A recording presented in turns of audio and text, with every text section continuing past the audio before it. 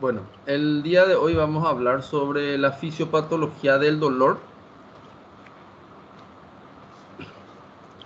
Para hablar de la fisiopatología del dolor hay que conocer el concepto de qué significa dolor, o por lo menos cómo se interpreta el concepto de dolor.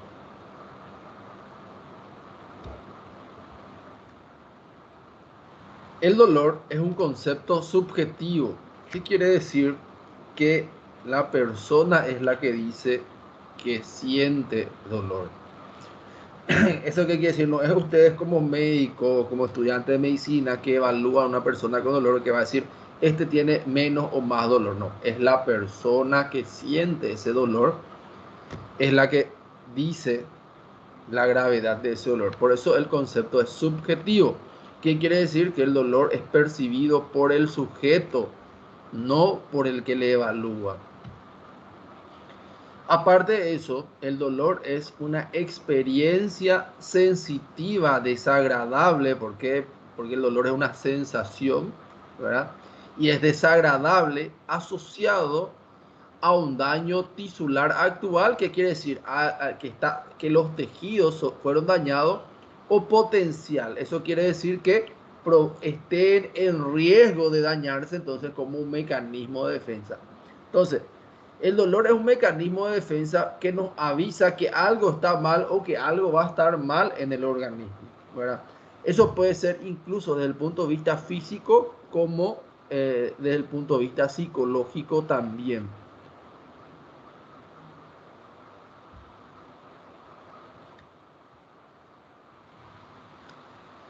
Entonces, el dolor, dijimos que es una experiencia sensitiva desagradable, entonces podemos decir que el dolor es un sufrimiento. Por eso que muchas veces me duele que suceda estas cosas o estas situaciones.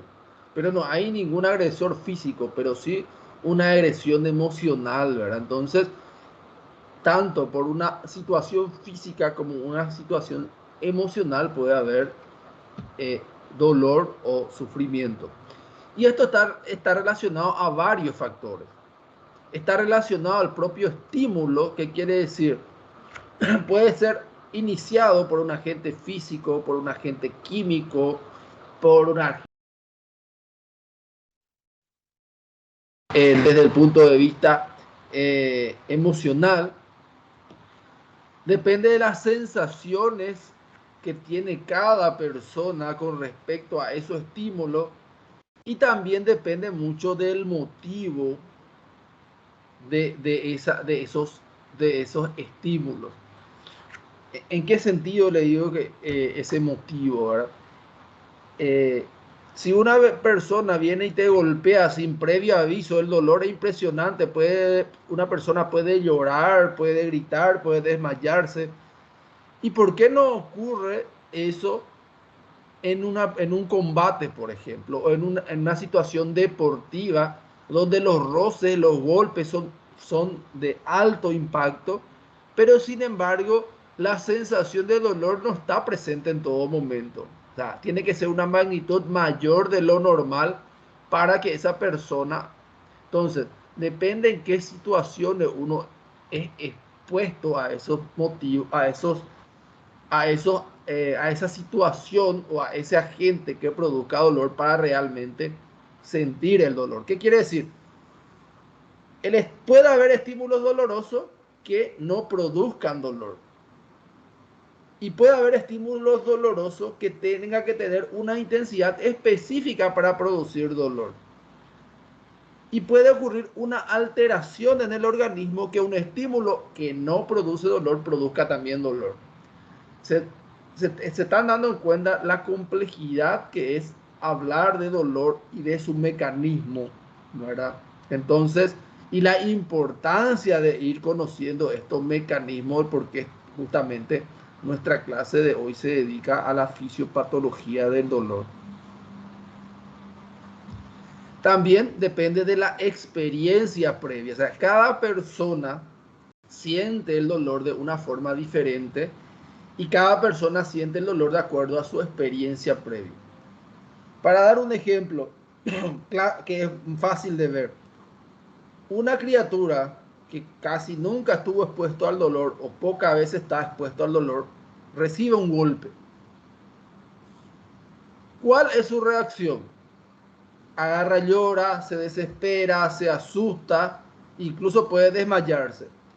La misma intensidad de dolor en una persona adulta. Ya no sucede lo mismo. Siente, pero ya no llora, ya no grita, ¿verdad? Entonces, ¿qué quiere decir? La sensación del dolor también es una experiencia que produce una maduración en cuanto a la respuesta a ese estímulo. ¿Qué quiere decir?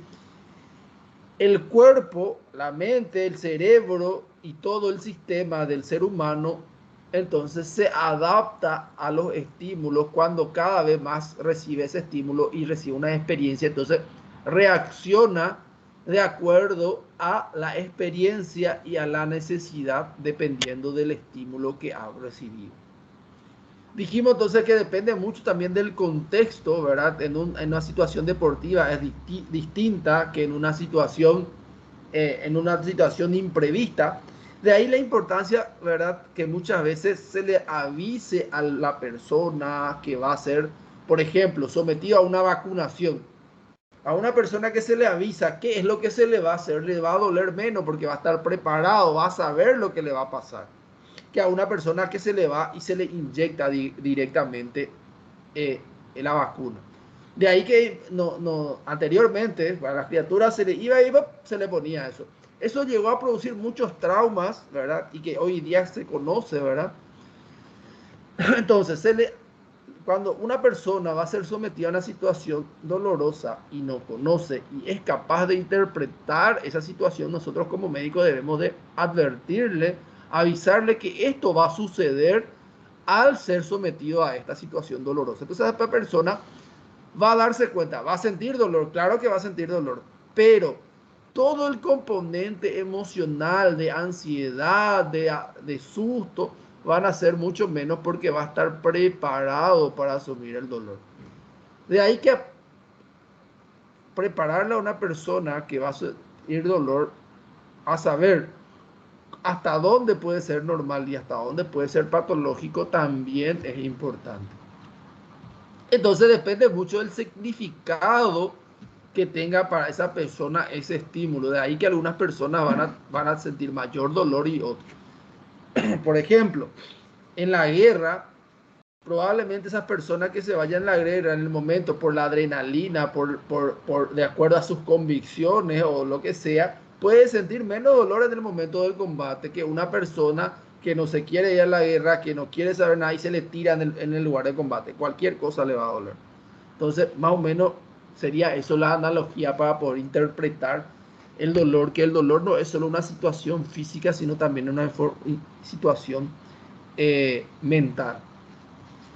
Por lo tanto, la percepción del dolor depende mucho de la estructura anatómica, de las conductas fisiológicas del organismo, de los factores psicológicos del momento, de los factores sociales. Por ejemplo, una persona que está acompañada con su dolor siente menos dolor que una persona que está sola, ¿verdad? Abandonada y que no tienen con quién afrontar su dolor. También depende de los factores culturales. Por ejemplo, las personas que viven en el campo, en las áreas rurales, suelen aguantarse más su dolor. Sin embargo, las personas que viven en lugares urbanos suelen ser más sensibles al dolor.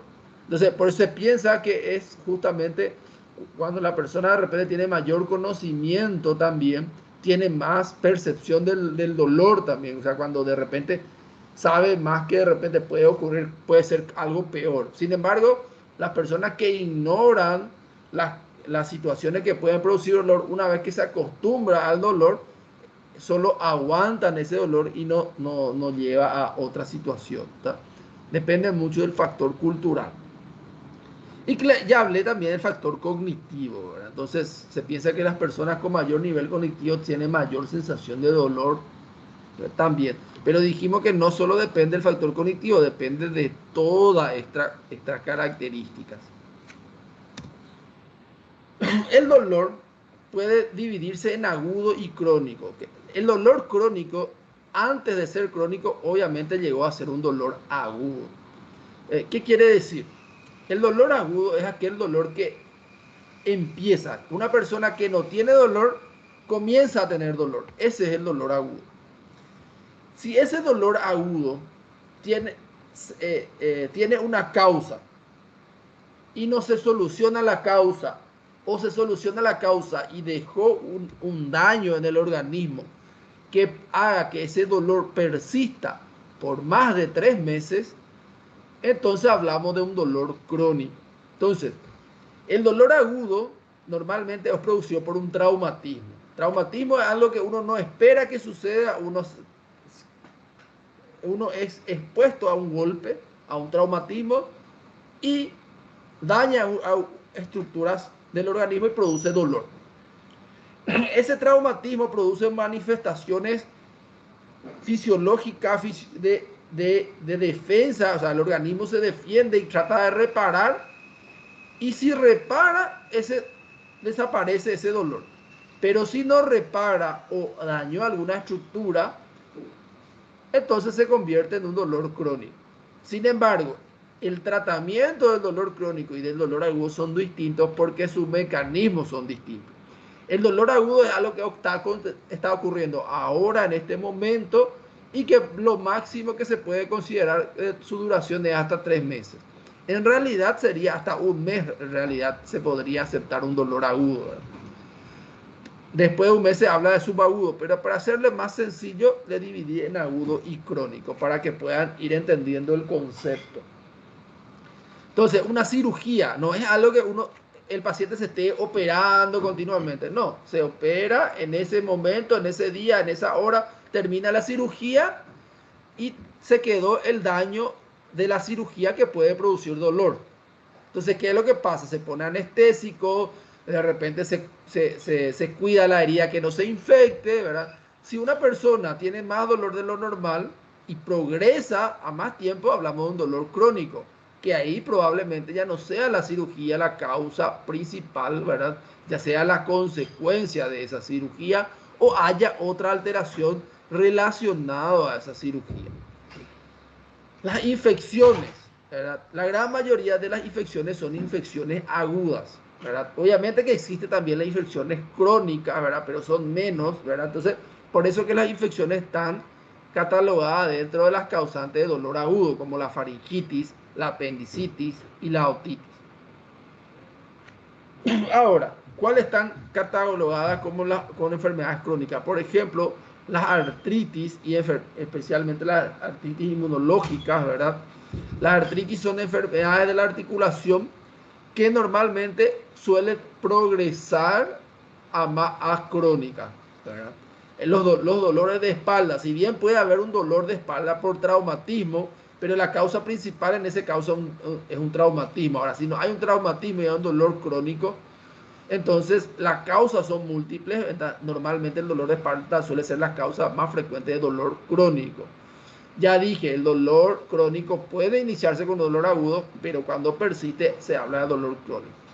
Los cánceres por su expansión, por su mecanismo fisiopatológico y por varios mecanismos pueden producir dolor crónico también. Entonces, ¿en qué se diferencia? Que el dolor agudo es algo que se puede solucionar en el momento si se quita la causa que produjo el dolor, y el dolor crónico puede ser que la causa primaria ya no exista y sin embargo el dolor persiste por otro mecanismo. Y es esos mecanismos que vamos a ir aprendiendo durante esta presentación. Entonces, para entender desde el punto de vista anatómico y también fisiopatológico el dolor, ocurre esta situación. Uno recibe un estímulo doloroso, puede ser químico o térmico, ¿verdad? Hablando, este es el mecanismo del dolor agudo. Un estímulo traumático, un estímulo físico, un estímulo químico, un estímulo térmico puede producir un daño de la estructura de los receptores que captan el dolor. A esos receptores se le conocen como nociceptores, que son receptores del dolor. Vamos a ir hablando de la particularidad más adelante de esos nociceptores. Entonces, esos nociceptores lo que se encargan es de captar esa información física, química o térmica, ¿verdad? Y convertirla en estímulo químico para, por medio de los axones, ¿verdad? Esos receptores son prácticamente botones sinápticos especializados para justamente percibir las sensaciones. En este caso sería la sensación dolorosa. Entonces, produce estímulos químicos que se transporta por los axones hasta llegar a la médula espinal. El proceso de percibir el dolor se conoce como transducción, que es el proceso donde ocurre la lesión, es captado por los nociceptores. El proceso de que ese mecanismo transformado en situación, en componente químico y es transportado por los axones, se llama transmisión.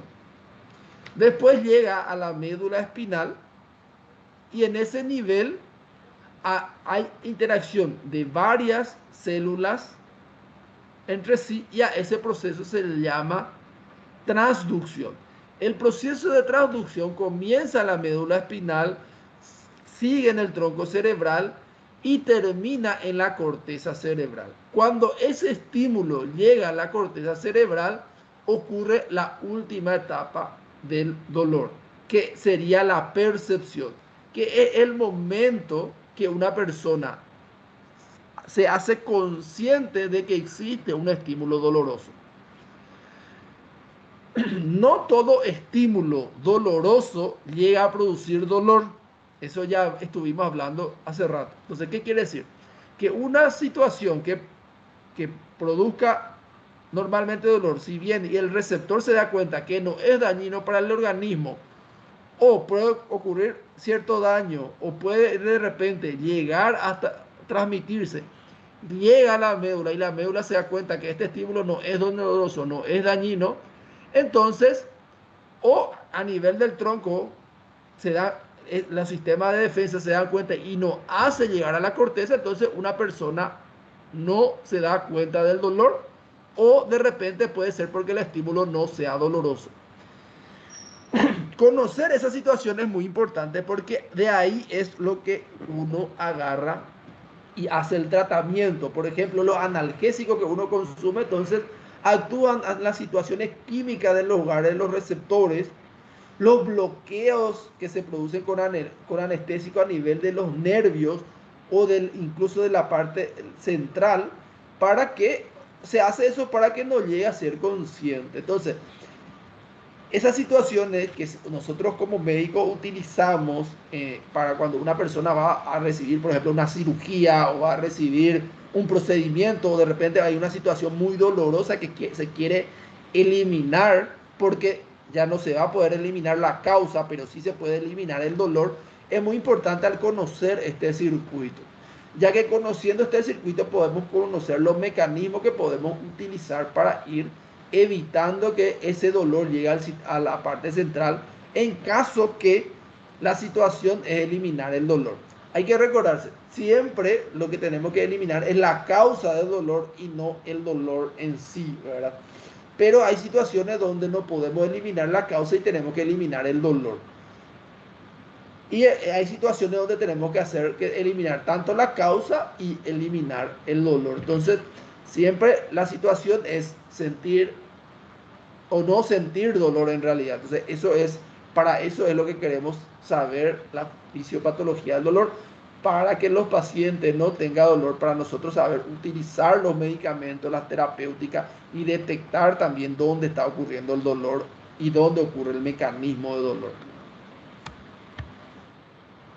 Entonces, esto es solo un repaso. Hay un estímulo nociceptivo, ¿verdad? Que son aquellos estímulos que producen alteraciones de la arquitectura del órgano.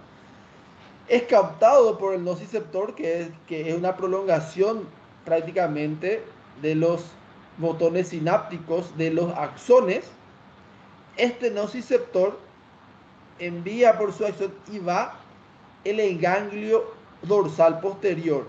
Este momento donde el estímulo doloroso activa al nociceptor se conoce como transducción. El proceso de enviar la información se va al ganglio del asta dorsal de la médula espinal, que es donde se encuentra la primera célula nerviosa del dolor, y envía otro axón a la médula espinal, donde se encuentra la segunda neurona sensitiva de este circuito.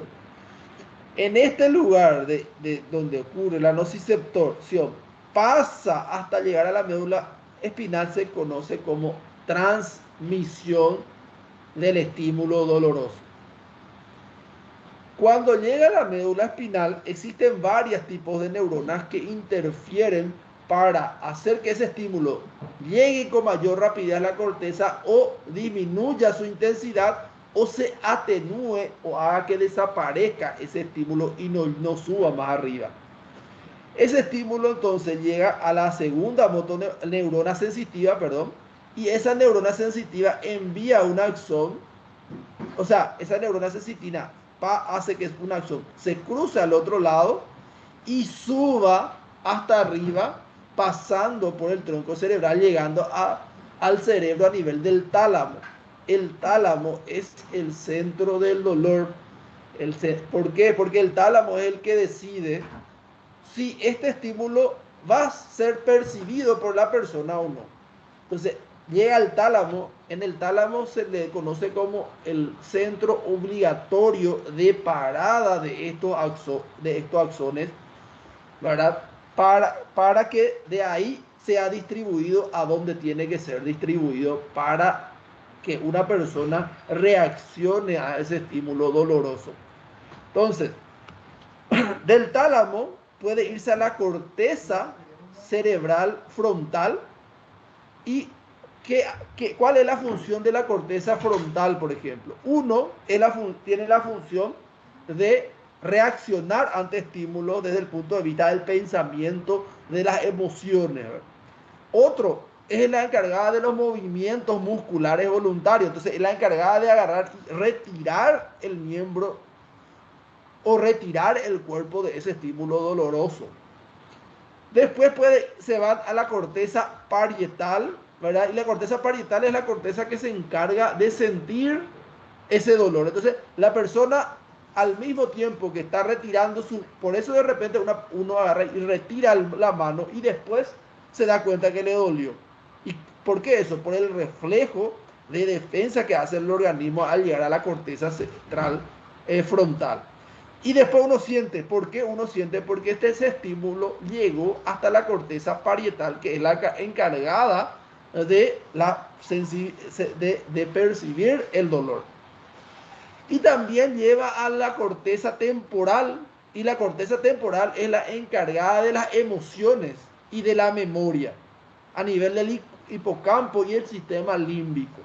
Entonces, una persona puede asustarse, puede tener taquicardia, puede llorar, puede gritar, ¿verdad? Puede aumentar y producir ansiedad y puede quedarse traumatizada también desde el punto de vista psicológico. Entonces, de ahí se entiende la complejidad de este sistema, que si bien yo le presento un esquema bien sencillo, es mucho más complejo de este esquema, ¿verdad? Pero mínimamente tenemos que poder entender este esquema, que el dolor nociceptivo tiene 4 etapas: la transducción, la transmisión, la modulación y la percepción. Bueno, ahora vamos a hablar entonces de los axones de los nociceptores, o sea, de los receptores de dolor. Entonces, esos axones se dividen en A beta, A delta, en C y fibras postganglionares parasimpáticas.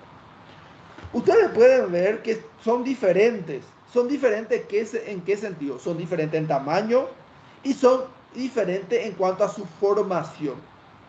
Entonces, prácticamente uno puede ver que la fibra A beta es una fibra grande, gruesa, La fibra A delta es más pequeña, la C más pequeña y la postganglionar también. Pero todas estas pueden estar unidas en un paquete nervioso. Y sin embargo, a veces puede estar solo algunas de ellas y no todas en un paquete nervioso. Bueno, ¿qué pasa? ¿Para qué es la diferencia? ¿Y cuáles son las diferencias? Es más gruesa, aparte esto que ustedes pueden ver esquemáticamente, son la mielina que son producidas en las neuronas periféricas, son producidas por las células de Schwann. Las células de Schwann son células que producen mielina y esta mielina tiene así una forma de, ¿cómo dirían ustedes? Lingüiza, nosotros acá le decimos chorizo, ¿verdad? Que es una envoltura, ¿verdad? Y pueden ver que esa envoltura no es continua, esa envoltura agarra y disminuye en ciertos puntos, a los cuales se le conocen como nódulos de Rambier. Eso tiene una explicación fisiológica de su función que ustedes ya habrán visto el año pasado, ¿verdad? ¿Qué hace esos nódulos de Rambier? Hace que el estímulo, en vez de irse lineal y lento, el estímulo hace un estímulo saltatorio y rápido. Entonces, ¿qué me dice que la fibra A beta comparado con la fibra C? ¿Cuál es su diferencia? Que el estímulo es más rápido porque es melinizada. Otra situación, cuanto más gruesa, también el estímulo es más rápido. Entonces, ¿qué me quiere decir? Que la fibra A beta es la fibra de una velocidad de conducción más rápida. Y las otras son de conducción más lenta. Entonces, si la fibra A beta, la fibra A delta, la fibra C y la fibra postganglionares jugaran una carrera y, y parten de una misma largada y esa carrera sería el estímulo que llegue, ¿cuál de estos llegaría primero a la meta? Sería si los cuatro llegaran a salir al mismo tiempo, la fibra A beta sería el primero que llegaría a la meta. ¿Y por qué eso es importante? El dolor nociceptivo, la primera sensación del dolor nociceptivo es transmitida por la fibra A beta, que es un dolor intenso, rápido y que desaparece. Sin embargo, los otros son dolores más lentos y que tardan más en desaparecer. Ahora vamos a ir viendo más sobre la fisiopatología. Entonces, estos son todos los axones que se encuentran dentro de las células nerviosas. O sea, son la clasificación de las fibras nerviosas según su tamaño y según la velocidad de conducción. Se divide en tipo A alfa, A beta, A gamma, A delta, A V, que es los simpáticos preganglionales, y C. Entonces, prácticamente las intervenciones de estos axones tienen diferentes tipos de intervenciones. Por ejemplo, la A alfa tiene función motora, o sea, no conduce sensación dolorosa. La A beta tiene afectación táctil y depresión. No es una célula que en realidad sirva para producir dolor primariamente. Es una célula que es una acción que nos ayuda a percibir que algo, que lo que estamos tocando o a lo que nos estamos aproximando y cuál es su, digámosle, la presión que ejerce esa situación, ¿verdad? Por ejemplo, cuando agarramos un vaso, ¿verdad? Nosotros sentimos que agarramos ese vaso, al alzar nosotros sentimos que ese tiene un peso aproximado. Entonces, eso es gracias a la fibra A beta, que justamente es la fibra que hace también que uno perciba el dolor. Entonces, ¿qué pasa? Esta fibra A beta que tenía esta función, si es estimulado con una intensidad más de lo normal, se transforma en una fibra sensitiva dolorosa. Acá es una fibra sensitiva, táctil y depresión, pero se transforma en una fibra dolorosa cuando ese estímulo es mayor de lo normal. ¿Qué quiere decir? Si yo agarro y presiono mucho una estructura con mi mano hasta el punto de que sea muy intenso, y al principio no voy a tener dolor, pero después voy a comenzar a tener dolor. ¿Por qué? Porque estoy produciendo un estímulo a esta célula beta, un estímulo mayor de lo normal y lo transformo en célula sensitiva dolorosa. Concepto de este gráfico es que las células sensitivas que participan en el dolor no son principalmente células que transmitan dolor, sino todo lo que nosotros toquemos, todo lo que se acerque a nuestro sistema sensorial va a producir dolor. No, se transforma en estímulos dolorosos una vez que la intensidad sea mayor de lo aceptado para ese estímulo. De ahí que sentir la temperatura, tanto caliente o frío, hasta cierto punto puede ser agradable para nosotros. Cuando la intensidad es mayor, ahí llega a ser totalmente desagradable. Acá vemos la célula A gamma, que es motora intrafusal, o sea, son las células que se encuentran dentro de los usos musculares, no participan en el dolor al principio. O sea, por lo menos no sé, al principio no suena aparte. La A delta, que es un mécano termo y nociceptor. ¿Qué quiere decir? Tiene tres funciones en una. Función mecánica, o sea, puede hacer sentir que uno se está moviendo. Eso es una función mecánica. Puede sentir la temperatura y también puede percibir cuando alguna sustancia produzca dolor. Después tenemos las fémuras simpáticas preganglionares y la C, que es la fibra C, ¿verdad? Es un mécano termo nociceptor, y simpática postganglionar también. Entonces, estas son las tres que son encargadas de llevar el estímulo doloroso, ¿verdad? Cuando es más gruesa, mayor velocidad; cuando es más fina, menor velocidad. Que tenga menor velocidad hace también que la percepción dolorosa también se mantenga más tiempo. Entonces, al principio, el que primero me hace sentir el dolor es la célula beta. Las demás hacen que ese dolor, si fue persistente, continúe doliendo. Y justamente son estas otras células son las que se transforman en células propagadoras del dolor crónico. Vamos a ver también ese concepto. Bueno, el dolor, de acuerdo a la distribución de estos nociceptores y sus axones, se hace que el organismo se divida en un dolor somático y un dolor visceral. El dolor somático es aquel dolor que se produce por afectación de los nociceptores de la piel, de las articulaciones, de los músculos. Y el dolor visceral es aquel que se produce a nivel de los órganos internos, de las vísceras, los pulmones, el hígado, el estómago. Y acuérdense todo el concepto que yo les estuve diciendo. Justamente a nivel somático nosotros tenemos mayor proporción de células A beta, que casi no tenemos a nivel somático.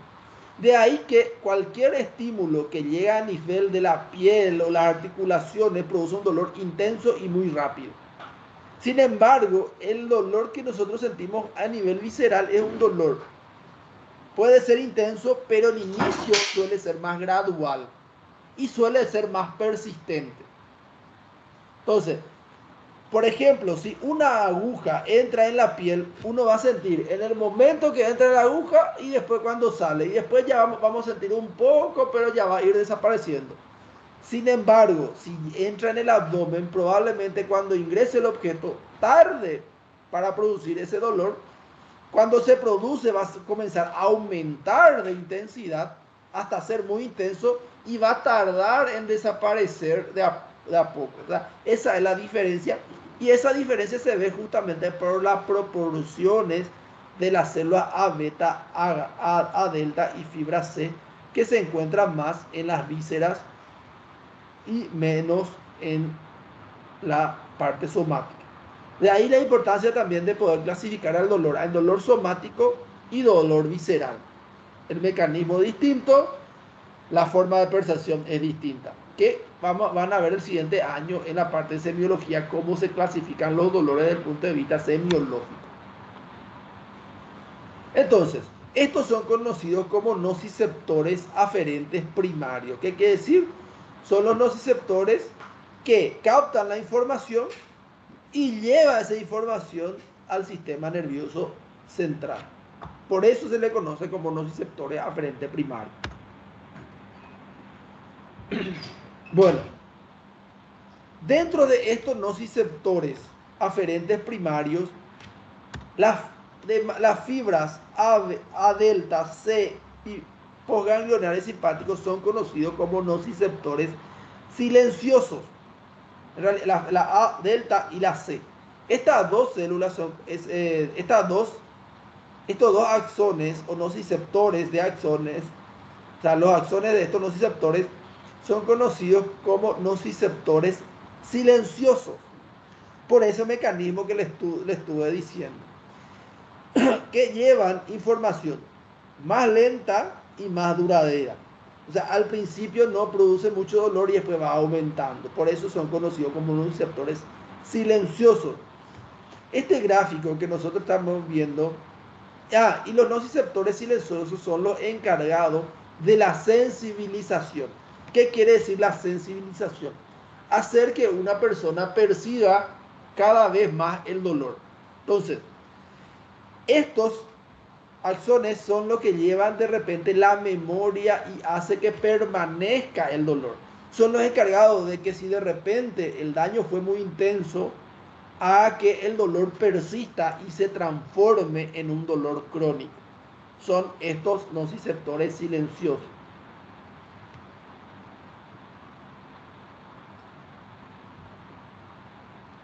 Como pueden ver, cuando ocurre una lesión, ocurre una reacción celular, una reacción vascular. El nervio libera neurotransmisores y sustancias que atraen a las células, y las células liberan más sustancias también y tratan de defender, y de ese mecanismo de quimiotaxis que ocurre para atraer a la célula y que la célula también produzca sus reacciones sirven para reparar el lugar, pero sin embargo puede hacer también que se propague el dolor por edema, ¿verdad? Y por inflamación. También esa sustancia hace que los vasos sanguíneos en ese lugar participen, por ejemplo, produciendo una vasodilatación. Esa vasodilatación hace que las células sanguíneas puedan venir con mayor cantidad y con mayor velocidad al lugar donde está afectado. Entonces contribuye a un proceso inflamatorio. Por tanto, el dolor nociceptivo es un proceso inflamatorio agudo. O podemos decir otra forma también, se origina también por un proceso inflamatorio agudo.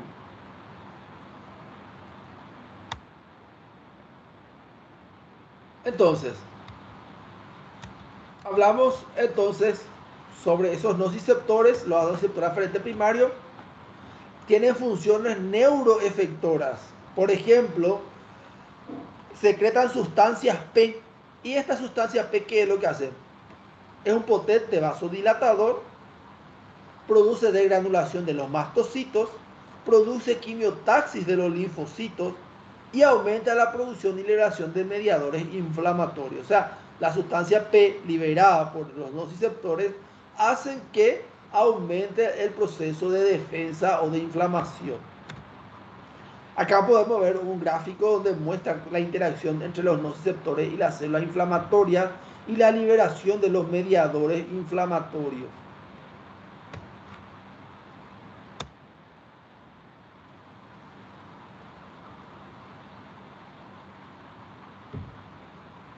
Bueno, ahora vamos a entrar en otro concepto, en la vía central. Cuando va por el ganglio sensitivo, ocurre una transmisión y llega a la médula espinal en la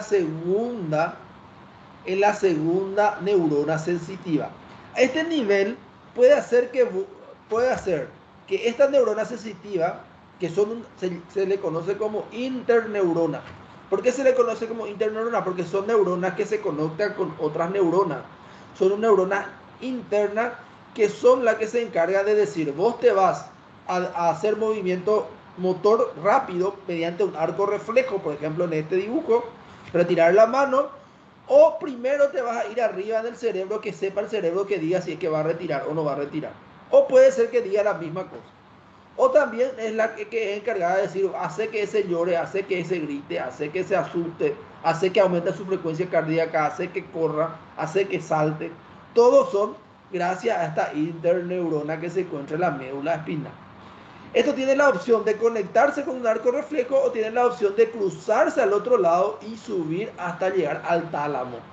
O puede quedarse por el camino en el bulbo, en el puente o en el mesencéfalo para producir ciertas acciones correspondientes a esos centros fisiológicos del organismo.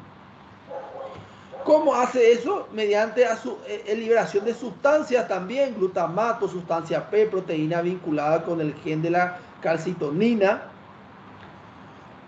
Entonces, de esa forma también puede participar a lo que se conoce como dolor irradiado. Hay dos conceptos. El dolor irradiado es, por ejemplo, un dolor que se inició en mi miembro, en mi mano derecha, por ejemplo. Bueno, inició en mi mano derecha el estímulo doloroso. Sin embargo, el dolor puede ser tan intenso y entonces, al llegar a este nivel, ¿qué es lo que hace?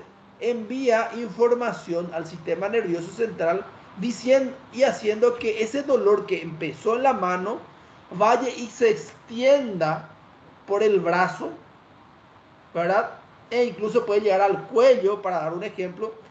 A eso se le conoce un dolor irradiado. Es un dolor que se originó en una zona y se extendió más que de esa zona. Pero hay otro concepto, puede producir también lo que se conoce a un dolor referido. El dolor referido es cuando un dolor empezó en una zona, pero uno percibe ese dolor en otro lado. Por ejemplo, uno de los clásicos del dolor referido. Un dolor en la boca del estómago. El dolor empieza en la boca del estómago, pero ¿dónde empezó el dolor? En el corazón. Entonces, es por ese motivo. De repente no hay una buena conexión. Y dijimos también que la parte visceral a veces no tiene la célula A beta, entonces es poco localizado dónde está. Entonces interpreta, por ejemplo, al llegar a la médula espinal, y envía información al cerebro, y el cerebro interpreta que ese dolor ocurrió en la boca del estómago y no en el corazón. O por ejemplo, hay un dolor que empezó en el corazón, tendría que ser en el corazón, pero empieza en la mano, ¿verdad? El lado derecho o el lado izquierdo. O de repente un dolor que se percibe en la garganta, ¿verdad?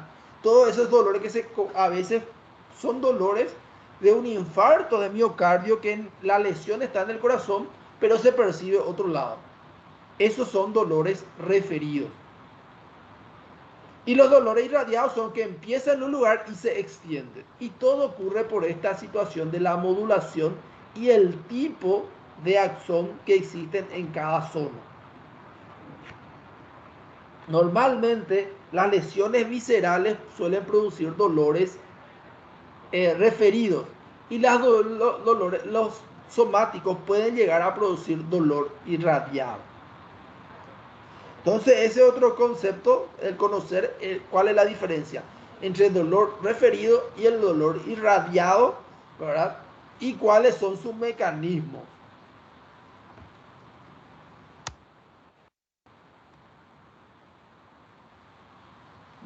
Entonces, solo para recordar, ocurre una lesión, se pone se activa el receptor, el nociceptor, produce una transducción, libera sustancia quimotáctica, el sistema endotelial y también las células liberan sus citoquinas, ocurre una dilatación vascular que hace que aumente más la llegada de leucocitos y células proinflamatorias, y entonces ocurre una inflamación que su objetivo primario es reparar la zona dañada, avisarle al organismo de que algo se está dañando para poder hacer alguna intervención. Otra cosa. Entonces, eso es el resultado del punto de vista físico que produce la tumefacción. Produce primero el enrojecimiento por vasodilatación y tumefacción que hace que se hinche. A eso se llama tumefacción, que es la extravasación del plasma a ese nivel. De esos sistemas es lo que estuvimos hablando. Puede llegar por un sistema de la piel o por órganos internos, información hasta dorsal de la médula espinal. Llegando a la médula espinal, cruza la fibra y sube para subirse hacia el tálamo. Sin embargo, al subirse puede quedarse en el bulbo raquídeo. Van a ver más adelante a nivel del bulbo raquídeo existen sistemas de controles tanto de la frecuencia cardíaca y la respiración. Puede subir hasta el mesencéfalo o se va hasta el tálamo.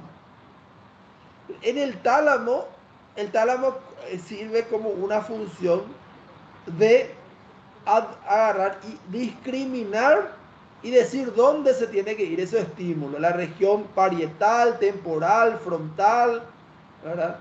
Sin embargo, también puede haber alguna fibra que vayan directo a la región central, frontal. ¿Para qué? Para producir movimiento de retirada, por ejemplo. Entonces, para poder entender mejor. Entonces, prácticamente acá lo que nos muestra es que hay fibras para el dolor lentos, existen fibras para el dolor rápido, y esto se encuentra a nivel de la formación reticular. La formación reticular, aparte de ayudar para el tema del dolor, también vamos a ver más adelante, cuando estemos hablando de coma y otras situaciones, que es un componente importante para el estado de alerta, para uno estar despierto.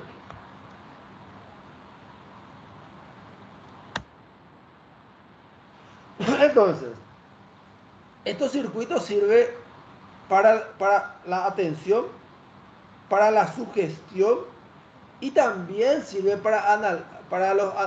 mediante secreción de analgésicos opiáceos. Entonces, el sistema nervioso central también libera analgésicos opiáceos en respuesta a este estímulo para inhibir el dolor.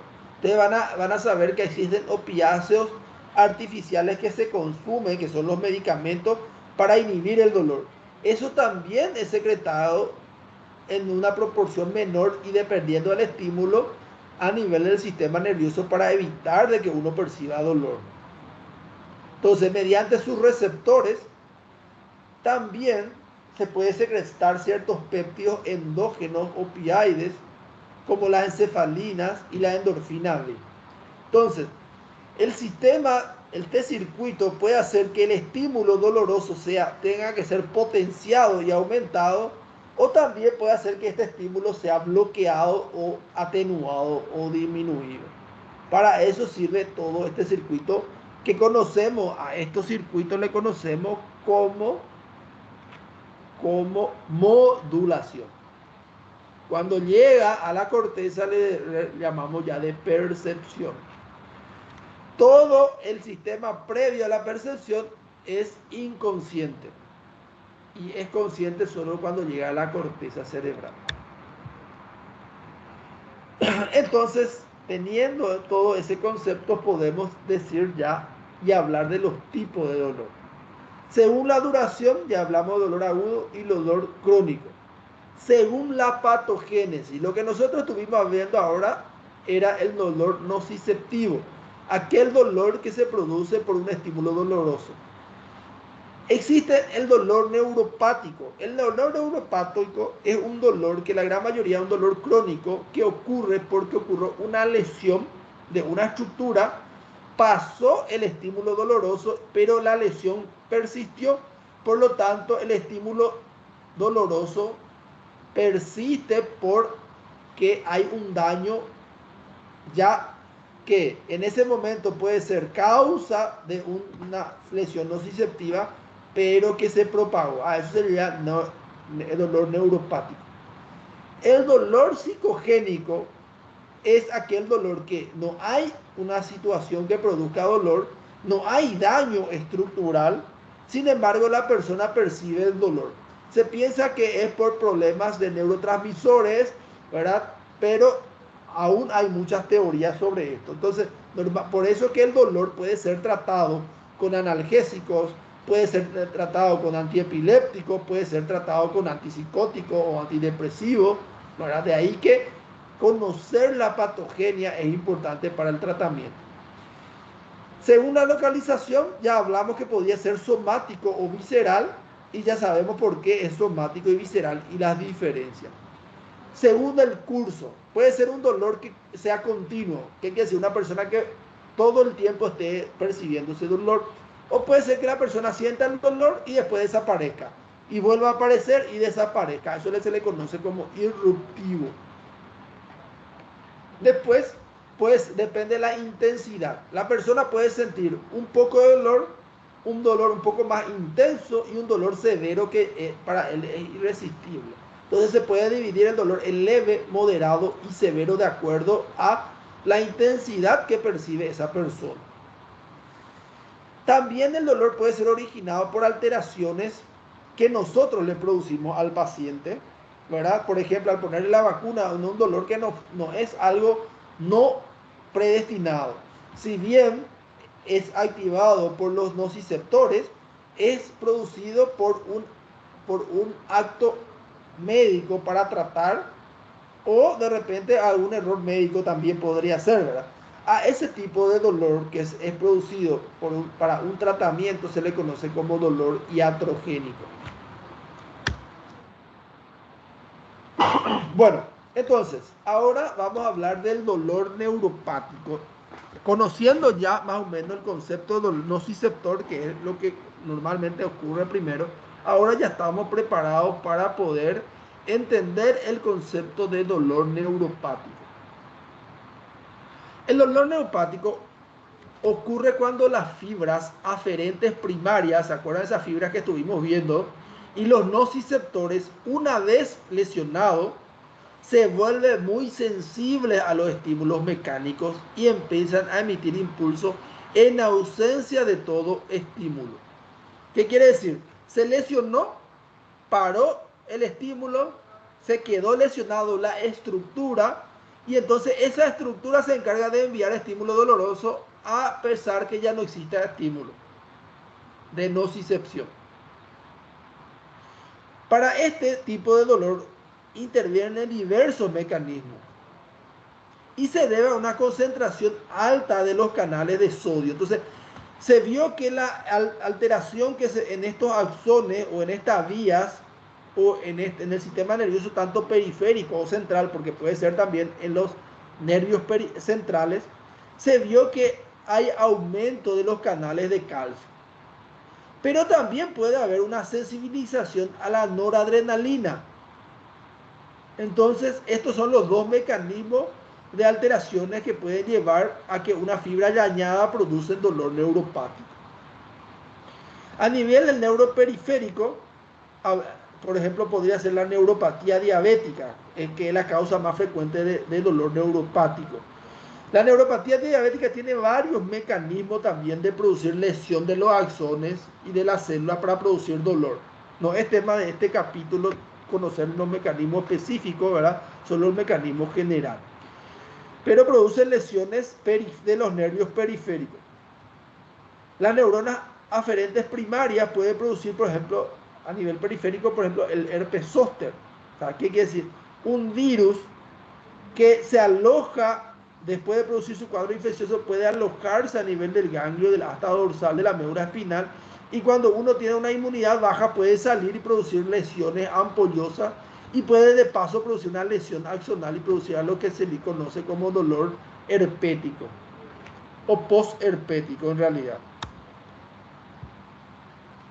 A nivel de lesión del sistema nervioso central puede ocurrir a nivel cualquier tipo de lesión que persista en la médula espinal, en el haz espinotalámico, ¿verdad? Que son las vías de modulación y de transmisión a nivel central y que afecten el tálamo.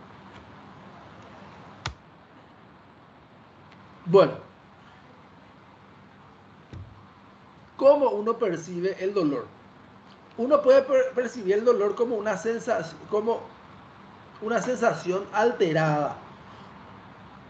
Por ejemplo, puedes sentir como si fuera que unas hormigas se están subiendo o como una electricidad que se va subiendo o que se percibe a nivel local, y a eso se le conoce como parestesia.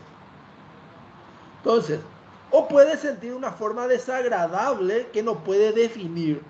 A eso se le conoce como disestesia. O de repente un dolor que, un estímulo que produce un dolor un poquito más de lo normal, y a eso se lo conoce como hiperestesia. O de repente ese estímulo que produce un dolor tan intenso y entonces se llama hiperalgesia.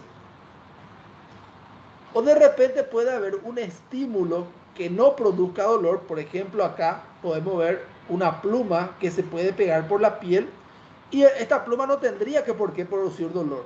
Pero en ciertas personas que tienen un daño neuropático puede producir dolor. A eso, a ese dolor producido por un estímulo no doloroso se le conoce como alodinia.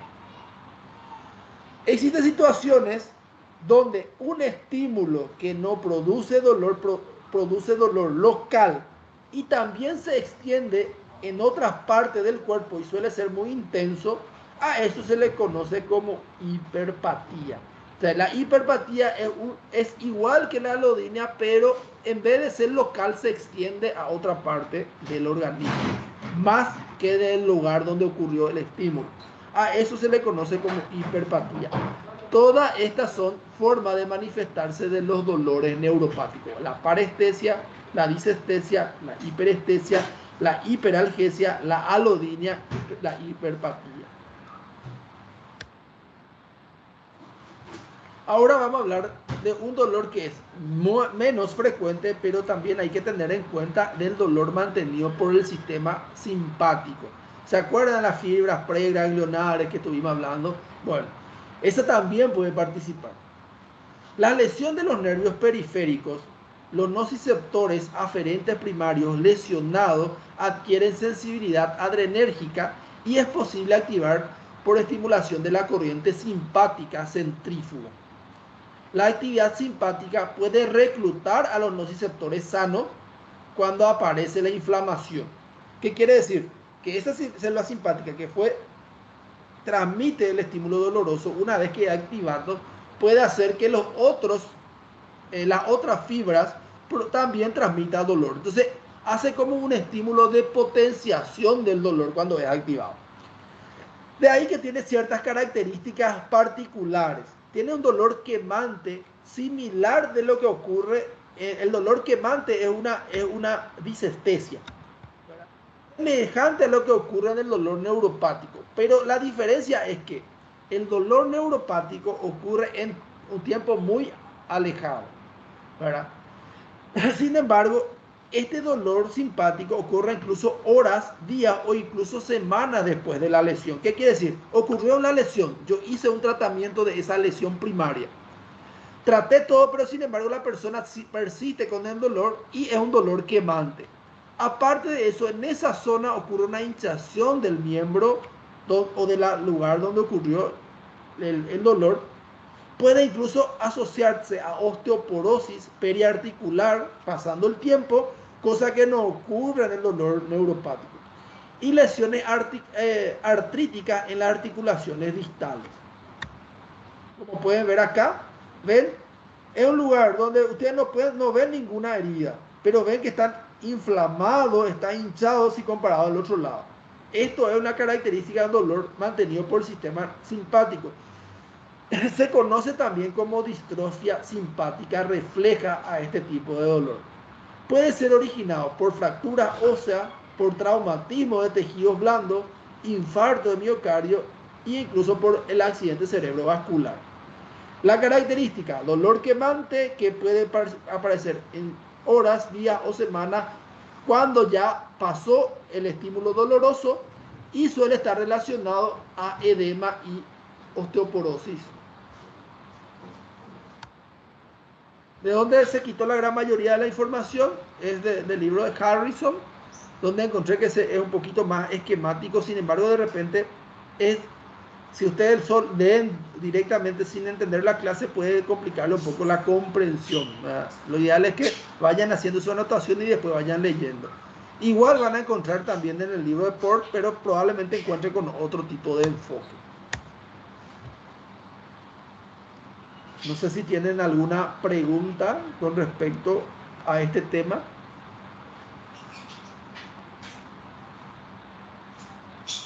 Ahí veo una mano, o sea, alguien levantó su mano. No sé si se le fue. Yasmín, no sé si tenía alguna pregunta.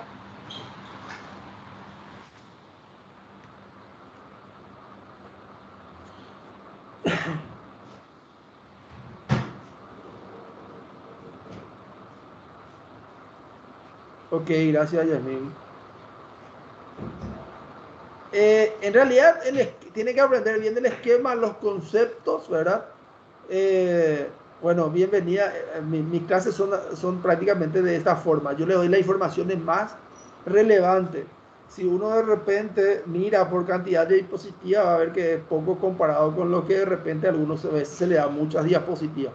Yo le doy los puntos focales donde ustedes tienen que centrarse. Hay otra mano levantada, no sé si es de la misma persona.